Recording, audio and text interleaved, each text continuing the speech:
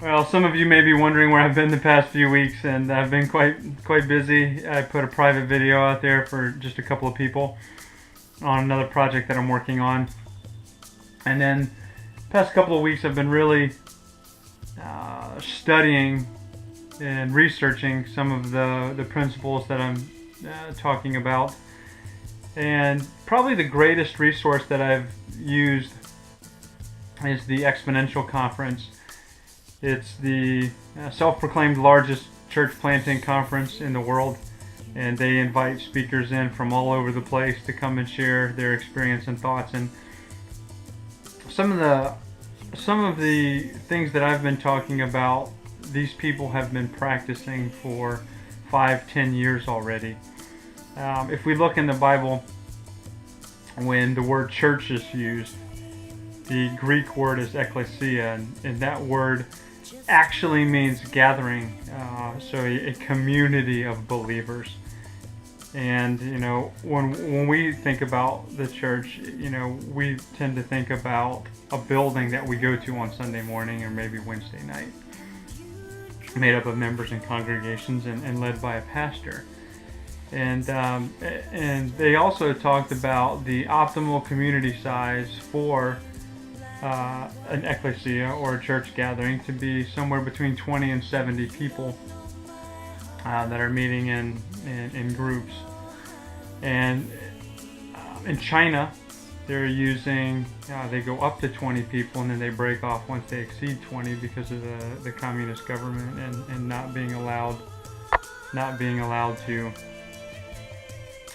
formally be an institution. Now, another one of the things thinking about a lot are the 4 roles in the church. And some people call this the fivefold ministry. They talk about apostles, talk about prophets, talk about evangelists, and then pastors and teachers.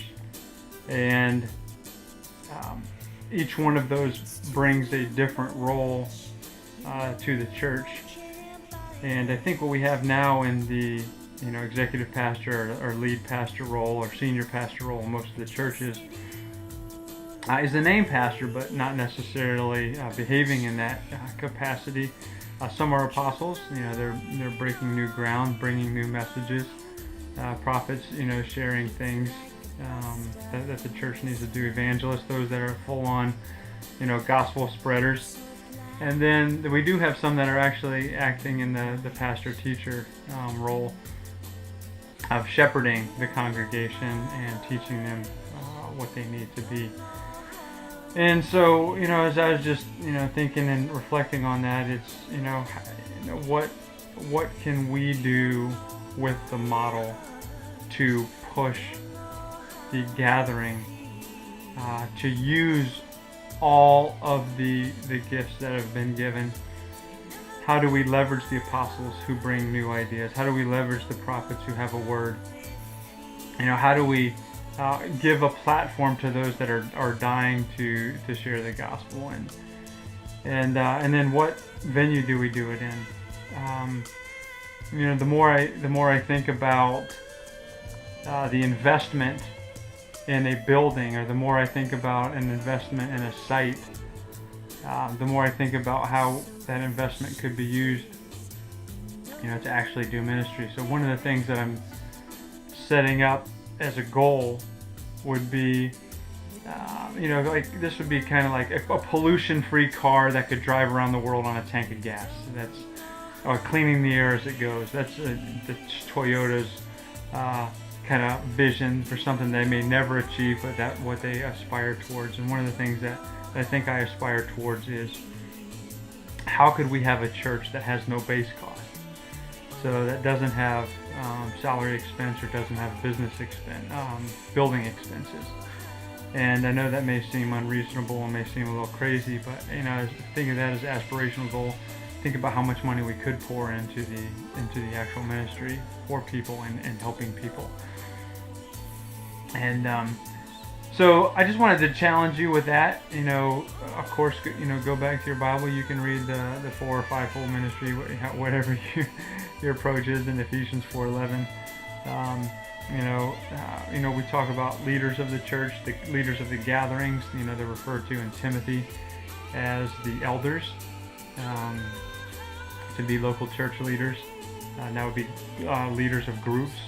Um, so just something to think about, as we move forward. One of the things, of course, I want to challenge you guys is personal discipleship. And one of the messages I heard from one of the people really talked about discipleship and multiplication and this model of three. So you're constantly developing three people, and then those people are trained to teach three others. And one of the things that we do in the consulting world, in the Japanese methodology, is see one, do one, teach one, and then mastery.